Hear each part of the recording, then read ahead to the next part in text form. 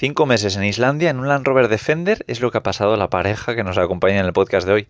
Además, Idoia y Alex ya llevan más de 5 años viajando por todo el mundo. Pero bueno, ¿cómo es Islandia en camper? ¿Es legal? ¿Y el frío y el viento? ¿Cómo se llevan todas estas condiciones extremas? Bienvenidos a Viajando Simple, el podcast donde hablo sobre vivir y viajar en furgoneta. Yo soy Íñigo, autor del libro Cómo vivir y viajar en furgoneta, y en estos episodios comparto mis aprendizajes llevando un estilo de vida algo alternativo.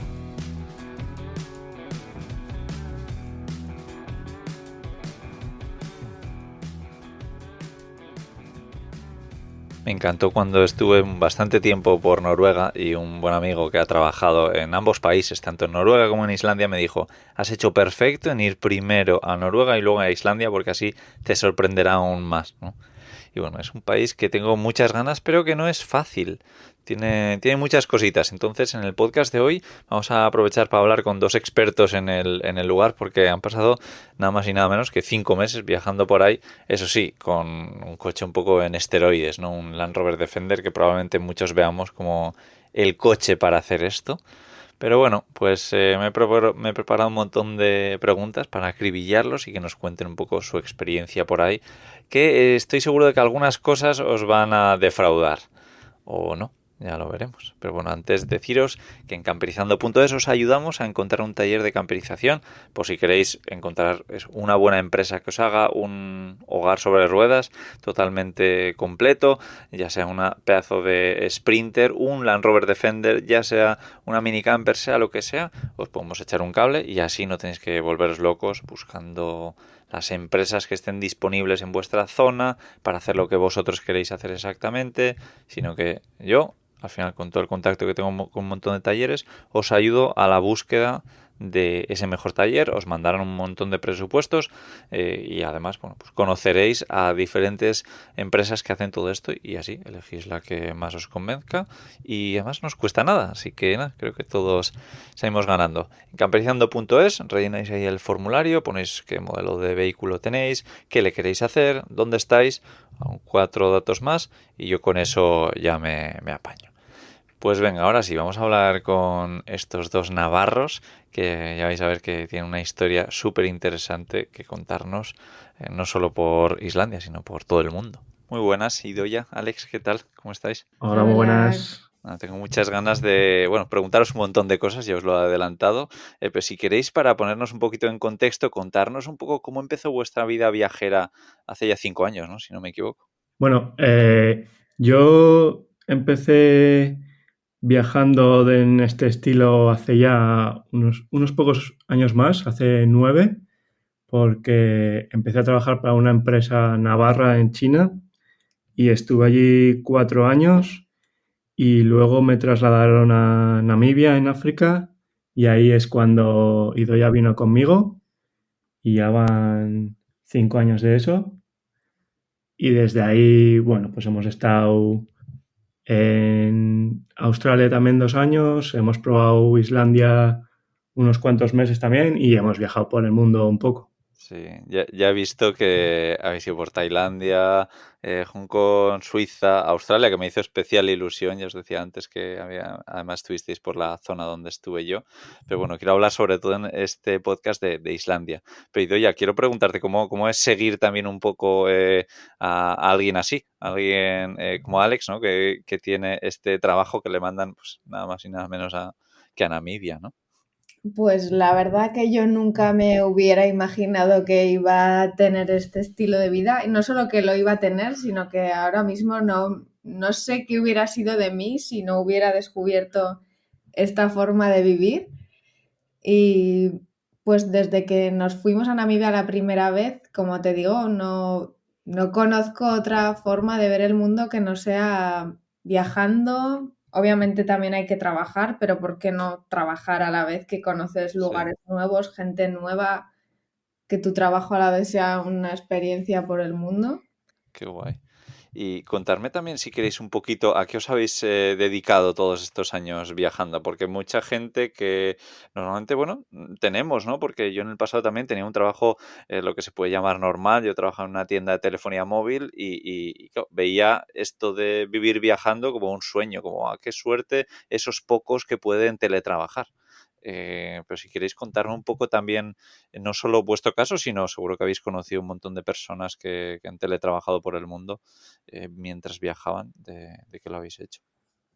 Pues sí que es verdad que tanto en China como en Namibia hemos trabajado de nuestra profesión como tal, que es la ingeniería agrónoma, pero una vez salimos de allí, tanto en Australia como en Islandia, los trabajos más fáciles de conseguir y sobre todo si solo buscas estar temporalmente, pues han sido más trabajos relacionados con hostelería, sector hotelero, restaurantes y todo esto. Entonces, tampoco hace falta tener una formación específica si quieres salir y trabajar. Sí, sí, sí, no, no, tal cual. Yo me di cuenta, me acuerdo cuando hacía couchsurfing en mi casa, cogía gente que viajaba por todo el mundo y yo decía, jo, qué envidia, qué suerte que él es, yo qué sé, tiene una agencia de marketing, qué suerte que ella trabaja en granjas. Y luego me di cuenta que cada uno tiene un trabajo distinto. O sea, que no es solo un trabajo, ¿no? Que es muy abierto a todas las cosas.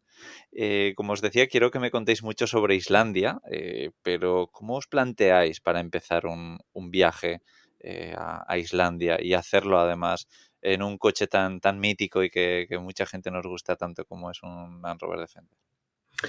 Pues mira, nosotros habíamos comprado este coche pensando en aventura y dijimos, bueno, qué mejor que probarlo en un país como Islandia, que es salvaje y la verdad es que puedes recorrer sitios increíbles.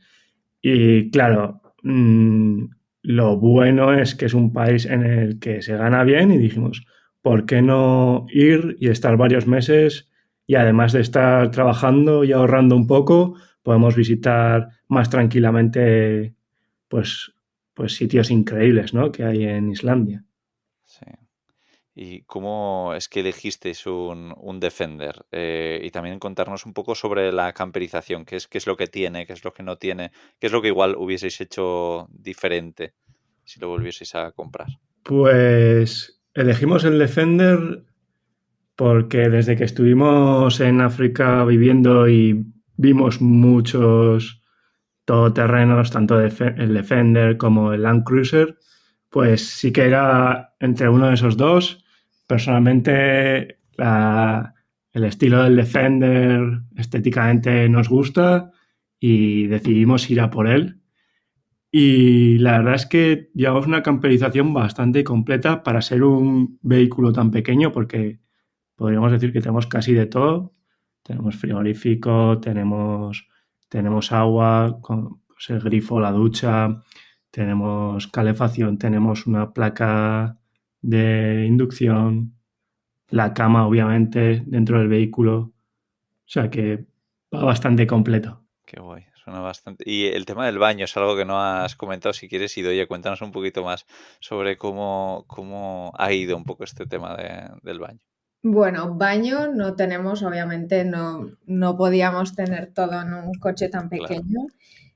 Como la finalidad del coche es destinarlo a aventura, naturaleza, es algo que no nos preocupa demasiado. Sería otra cosa si tuviéramos que estar por ciudades, pero bueno, en Islandia no hemos tenido gran problema porque supongo que comentaremos esto después, pero tienes que dormir en camping obligatoriamente, entonces siempre hemos tenido baño. No es una cuestión que nos haya tenido que preocupar de momento. ya.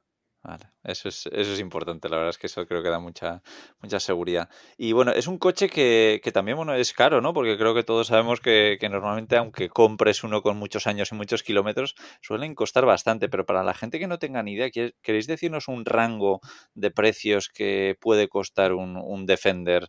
Y también darnos un poco más de información del vuestro concretamente, de qué año es, cuántos kilómetros tiene y demás. Pues mira, ahora mismo es un coche que nunca pierde valor. De hecho, yo creo, obviamente no valen como cuando salieron de fábrica, pero es un coche que no está perdiendo valor. Sí. Y estaríamos hablando que para conseguir uno en buenas condiciones no bajan de 20.000 euros, digamos. Eso solo el coche. A eso hay que sumarle la camperización, que obviamente pues cada uno invierte lo que puede o quiere, pero estamos hablando que una camperización bastante completa, pues seguramente que se te vaya a otros 15 o 20, teniendo en cuenta sobre todo el tipo de cama que llevamos nosotros, porque nuestra cama está dentro del coche, pero en un techo elevable. Sí. No va por fuera, sino que está dentro. Entonces, esa camperización no es barata. Ya. Y nuestro Defender es del 2004, es un TD5. La verdad es que está bastante bien, tiene alrededor de 300.000 kilómetros ahora, pero la verdad es que va súper bien. Qué guay. A mí la verdad es que me encantan los vehículos que mantienen su valor, ¿no? Uno de los motivos por los que yo compré mi anterior furgoneta, la T4, era por la Volkswagen T4, es porque sabía que ese tipo de vehículos mantienen muy bien su precio y así fue. O sea, más o menos lo que gasté y lo que invertí en ella es lo que gané de vuelta. O sea, que al final, oye, si tienes el dinero, al fin es como tenerlo en el banco prácticamente, ¿no? Pues que una vez lo vendas, lo recuperas, a menos que le pase algo grave, que también quiero saber eso, cómo se comportó en Islandia, porque al final son carreteras, oye, complicadas y bueno, pues me consta que algún problema, como es normal, habéis tenido, ¿no? No sé si antes y durante. Bueno, como dices, sí que es un coche que no pierde el valor y lo bueno es que, bueno, si tienes el dinero y puedes comprarlo, vas a vivir unas aventuras increíbles y luego a la hora de venderlo, pues como no se están haciendo más unidades, pues siempre va a tener ese valor Sí, eh, fijo. Y sí, la verdad que Islandia eh, es un país en el que una vez que sales de la carretera principal vas a encontrar mucho camino de piedra, grava o arena, depende de la zona. Eh, el coche se ha comportado súper bien. Sí que tuvimos un problema justo antes de coger el ferry a Islandia. sí. Murió la batería en un día en el que las opciones de arreglarlo eran muy bajas, pero la verdad que tuvimos suerte y se nos apareció un ángel. Sí. Nada, qué guay. Sí, también quiero preguntaros un poco sobre eso, ¿no? Sobre el ferry, pero ya bueno, ya sé que llegasteis un poco sobre la campana. ¿Y el Defender lo preparasteis de alguna forma para el viaje de Islandia? Sí, seguro que bueno, muchos nos preguntamos a ver cómo es el Defender ahora en comparación con cómo lo comprasteis.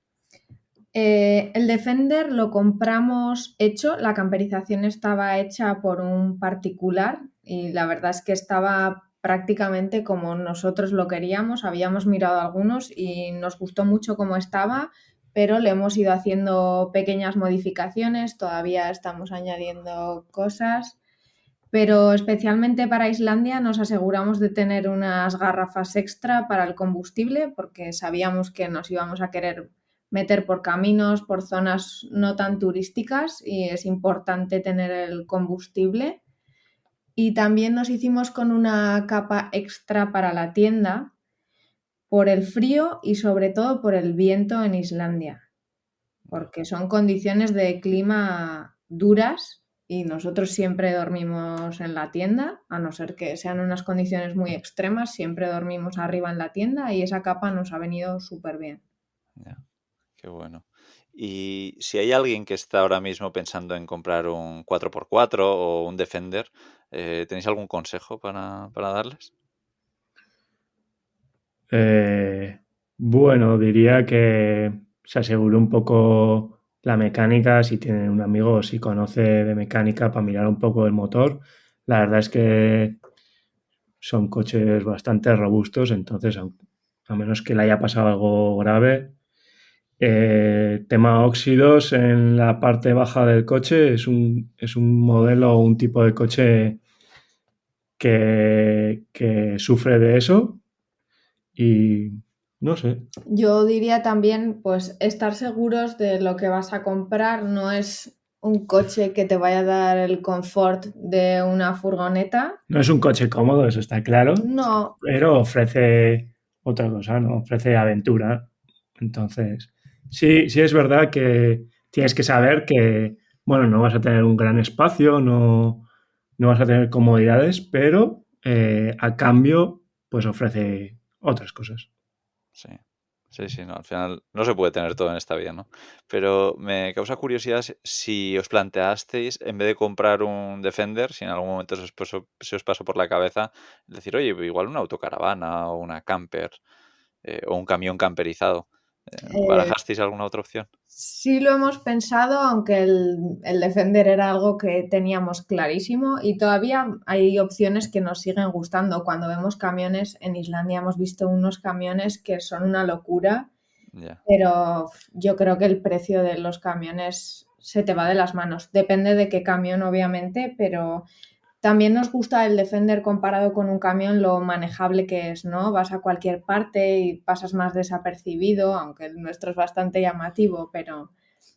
Y las camper 4x4 nos encantan. También en Islandia hemos visto muchos alemanes que tienen unas furgonetas increíbles y también nos gustan mucho, pero ahora mismo con los planes que tenemos, el Defender es perfecto. ya. Luego os preguntaré un poquito más sobre los planes de futuro, a ver qué tenéis, pero venga, quiero preguntaros un poquito más por Islandia. ¿Vosotros creéis que es un país que se puede recorrer fácilmente en una camper, por ejemplo, que no sea 4x4 o una autocaravana? A ver, es un país muy accesible. Sí que es verdad que igual con una camper caravana 4, o sea, que no sea 4x4, hay zonas en las que va a estar más complicado llegar, pero se puede llegar. Digamos que el 80% de las atracciones turísticas están a mano, o sea, digamos que se llega por carreteras asfaltadas. Y luego el interior, que es lo más salvaje, digamos, pues no hay tanta carretera asfaltada, entonces te va a tocar caminos, muchos están bien y hemos visto en muchos de los sitios vehículos que no son 4x4 o un 4x4 sí que pone en el coche que es 4x4 pero no tiene una suspensión alta o ruedas o no sé qué.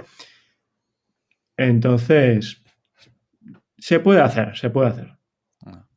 En mi cabeza, por ejemplo, yo tengo muchas ganas de ir a Islandia desde hace mucho tiempo. Es más, yo creo que en 2020 lo estuve valorando bastante, estuve mirando el precio de los ferries para llevar mi furgoneta allí. Y lo que yo tenía en la cabeza es hoy de decir, pues ya habéis dicho, ¿no? Que el 80% de las cosas un poco más visitables del país se puede visitar y sin un 4x4. Y decir, oye, allí se alquilan coches 4x4 y es algo muy, muy común, aunque entiendo que será carísimo. Pero oye, pues hacer un par de viajes alquilando un 4x4 creo que es una buena combinación, ¿no? No sé cómo lo veis. Sí, como hemos dicho, Islandia no es un país barato. Si te lo puedes permitir, alquilar un 4x4 sería la mejor opción para combinar con tu camper si no la quieres o no la puedes meter en algunos sitios, porque la verdad que los lugares más especiales que hemos visto de Islandia, la mayoría están en el interior, en zonas un poco más remotas, no tan turísticas. También depende de lo que te guste, ¿no? Pero a nosotros que nos gusta tanto la naturaleza, lo salvaje. Y quizá también estar un poco más, digamos, entre comillas, solos. Nunca vas a estar solo, bueno, hay zonas en las que puede que sí, pero salirte un poco de lo turístico, ¿no? Digamos. Sí. Y habéis tocado el tema de los precios, ¿no? Que es un país muy, muy caro. ¿Queréis decirnos un poquito qué cosas son las más caras, lo que más os ha llamado la atención? También el tema del ferry, ¿no? Que a mí me asustó. Me acuerdo cuando vi lo que costaba llevar una furgoneta camper allí, aunque entiendo que un coche es más barato, ¿no? Ah, Sí, como dices, el ferry también depende de las dimensiones de tu coche. No sé si cambia mucho el precio. Creemos que lo que más hace variar el precio es la temporada. A nosotros, para que la gente se haga una idea, yendo en mayo y volviendo en octubre, nos ha costado 1.400 euros ida y vuelta, con todo incluido. Pero sabemos que si, por ejemplo, vas y vuelves en julio o agosto, el precio puede ser más del doble. Sí. Es una locura, la verdad. Sí, sí, sí. Eso, cuando es más del doble, pero bueno, me gusta un poco la temporada que lo habéis hecho vosotros. Y también contar un poco más cómo es el viaje, porque es un viaje largo, ¿no? Que hay una parada curiosa en las Islas Feroe, si no me equivoco, de por medio. Y os vi también que no lo pasasteis muy allá, ¿no? Que estuvisteis bastante en posición horizontal. Sí, sí. Sí, la verdad, bueno, digamos, empezamos por decir que no somos gente de mar igual. Entonces, sí, la verdad que sufrimos un poco, sobre todo a la vuelta de Islandia, porque el primer tramo nos tocó el mar un poco bravo, o así lo sentimos. Sí. Y estuvimos tirados en la cama bastante rato, sí. Sí, es un viaje de 3 días, es un viaje largo porque el barco va muy despacio. Aunque es un barco grande, según cómo esté el mar, se nota bastante el movimiento. Sí que todo el mundo tiene su camarote, entonces al menos puedes estar ahí tumbado, pasándola como buenamente puedas y dentro hay restaurantes, incluso hay piscina, gimnasio. Solo hace falta tener energía para poder moverte por ahí. Nada, bueno, veremos a ver cómo es sufrir ese viaje, pero sí, 3 días desde Dinamarca, si no me equivoco, pues es algo durillo. ¿Y qué tal es el tema bueno, de dormir un poco en un vehículo por ahí? Ya habéis dicho que está prohibido. Yo, si no me equivoco, ha ido cambiando mucho sobre los años. Antes era mucho más libre, como la mayoría de países de Europa, ¿no? Y se ha ido endureciendo esto. Pero bueno, me ha asustado un poco escuchar eso de que tuvisteis que dormir todas las noches en un camping. Contar un poco más sobre eso, sobre otras personas que conozcáis que igual han intentado más meterse por ahí y no pagar.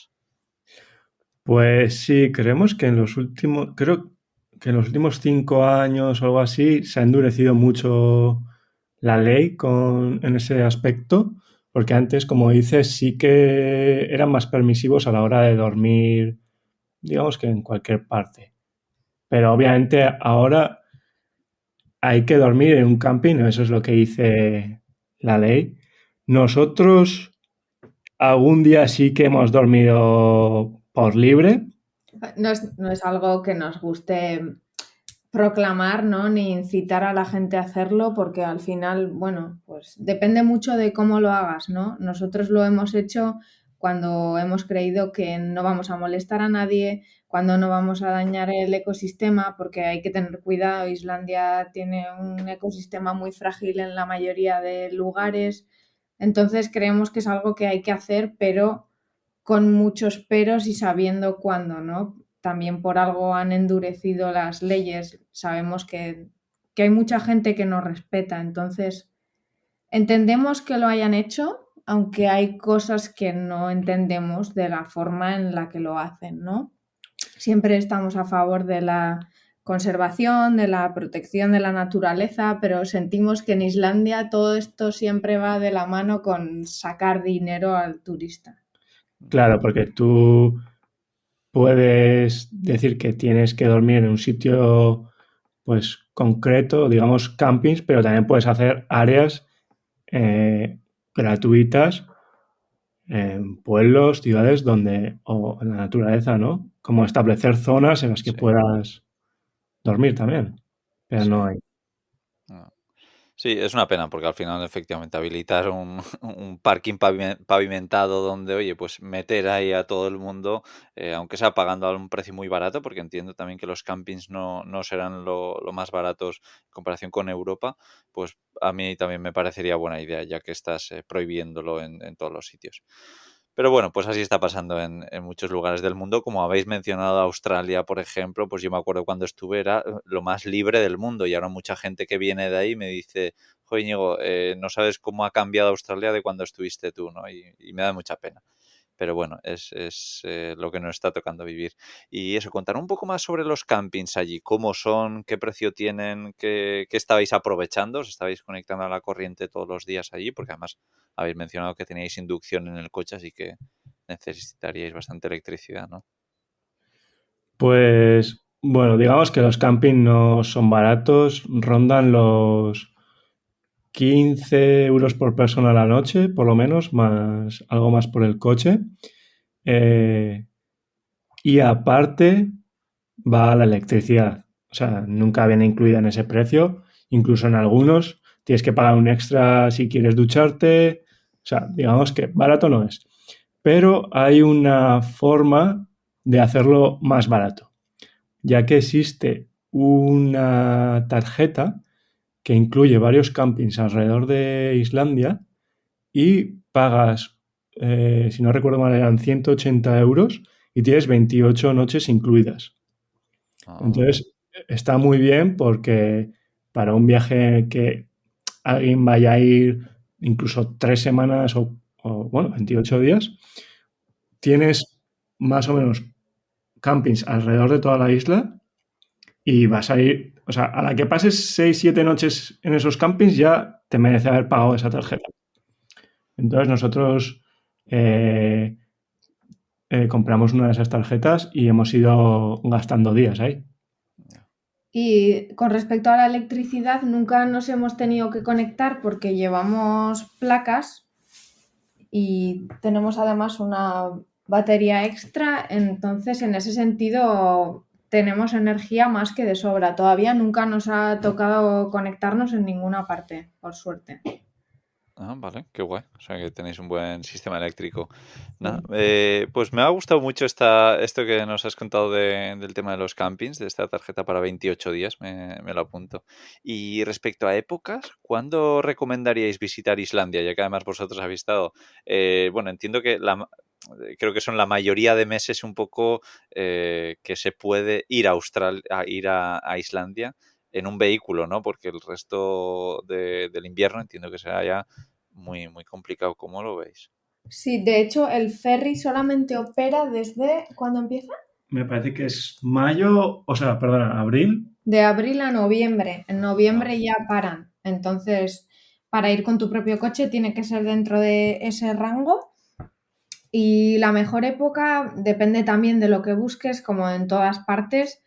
Diríamos que el invierno tiene que ser muy bonito de ver, pero a la vez seguramente, perdón, demasiado duro, muy pocas horas de luz, mucho frío, viento.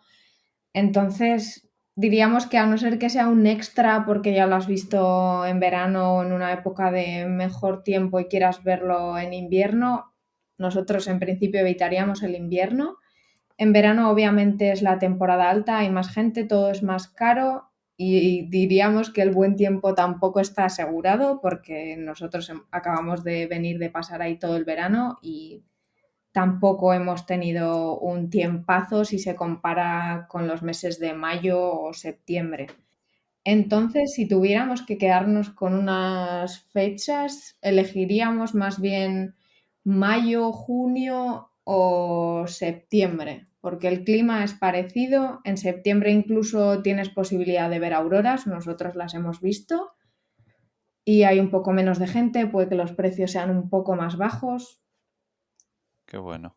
Sí, yo me acuerdo cuando estuve en Noruega, también en septiembre fue cuando empecé a ver auroras boreales y me encantó y dije, "Buah, es que septiembre es un mes buenísimo porque no tenía nada que ver con agosto. Y todavía pues eso, se mantenían las temperaturas. Sí, sí, a mí me gusta mucho septiembre y octubre en general para viajar por casi todo el mundo. Me parecen unos meses, sí, que molan. Y bueno, ¿cómo fue pasar frío? Porque seguro que habéis pasado frío, que habéis estado en lugares con muchísimo viento, además eso, con no sé cómo se llama, con un canapé, durmiendo en un coche al final, que sí que se levanta un poco el techo, pero por mucha funda guay que le pusieseis, entiendo que se sufriría en algunas noches, ¿no?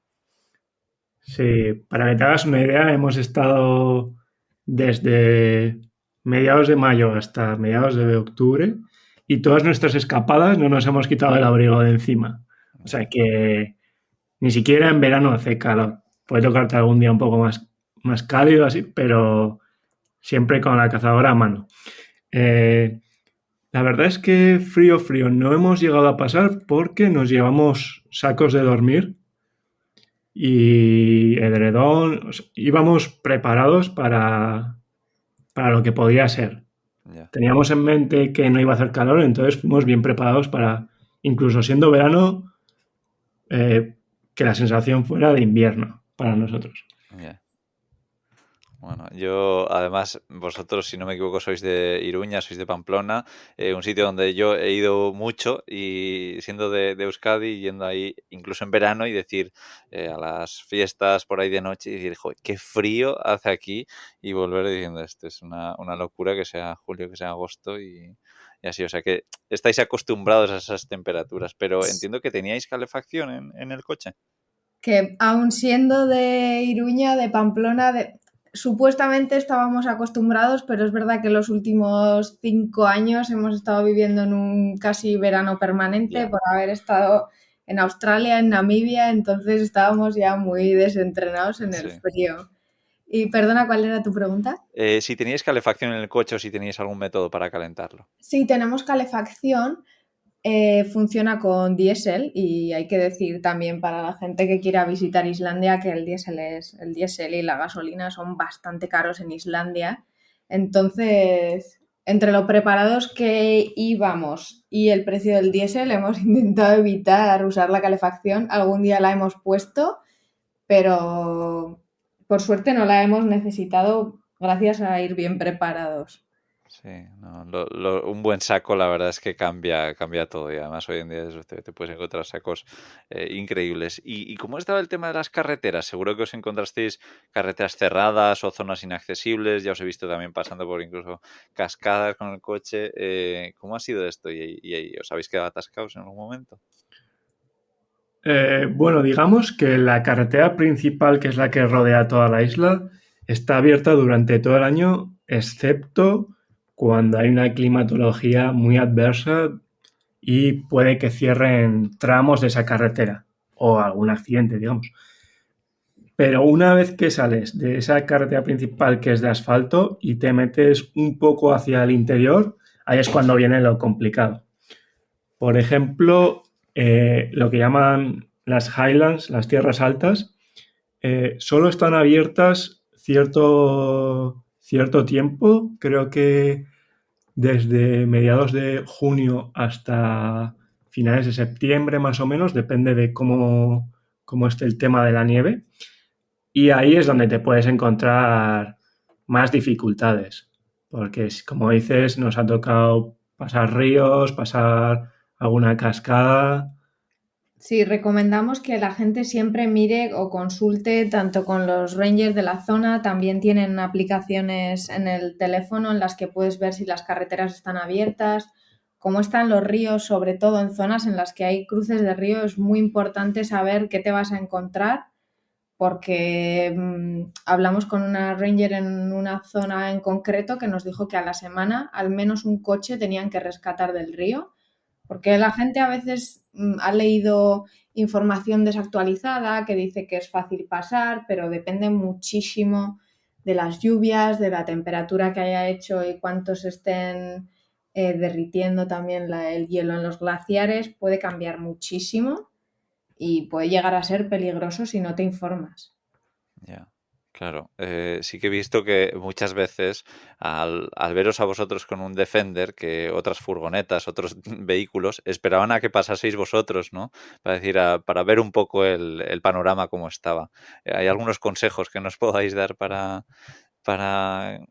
viajar por Islandia, por carreteras complicadas? Bueno, pues si tu intención es pasar por estas carreteras que son un poco más de aventura, digamos, sí que es bueno ir con alguien más, porque siempre puedes necesitar algo de ayuda. Está bien también observar, si puedes, cómo alguien pasa por esa dificultad, Como hacían con nosotros. Como dices, hacían con nosotros a veces. Obviamente, cuando ves un vehículo más preparado, pues es bueno dejarle pasar y ver por dónde ha pasado. Los ríos, muchos están señalizados con, digamos, con cuerdas o con postes, y para que tú hagas el recorrido que te marcan esos postes, porque seguramente te lleven por la zona menos profunda del río.